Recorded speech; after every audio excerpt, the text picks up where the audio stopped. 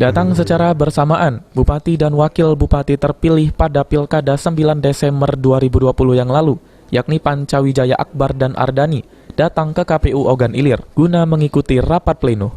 Dalam rapat pleno tersebut, KPU Ogan Ilir menetapkan Panca dan Ardani sebagai Bupati dan Wakil Bupati Ogan Ilir terpilih untuk periode 2021-2026.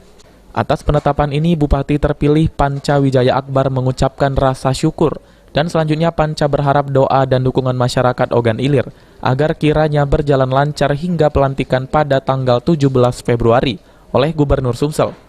Terkait 100 hari kerja nanti, Panca mengaku akan merealisasikan janji-janji yang telah disampaikan kepada masyarakat Ogan Ilir pada waktu kampanye yang lalu. Salah satunya melakukan pembenahan di birokrasi pemerintah Kabupaten Ogan Ilir yang lebih profesional.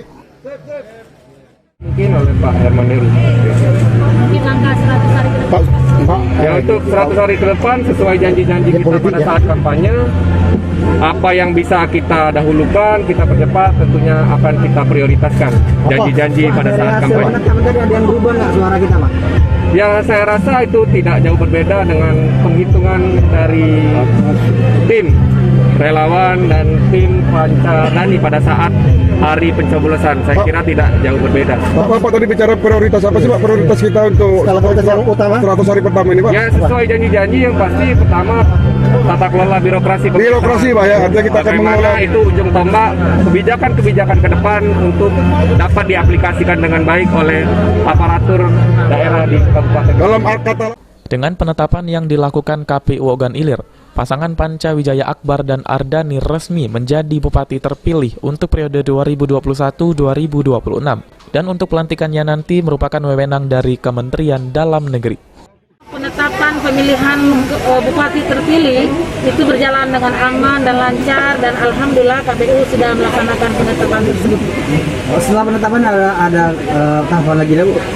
Secara tahapan di PKPU 5 itu tahapannya sudah berakhir ketika KPU menetapkan pasangan calon, karena untuk KPU Ogan Ilir tidak ada proses sengketa di Mahkamah Konstitusi.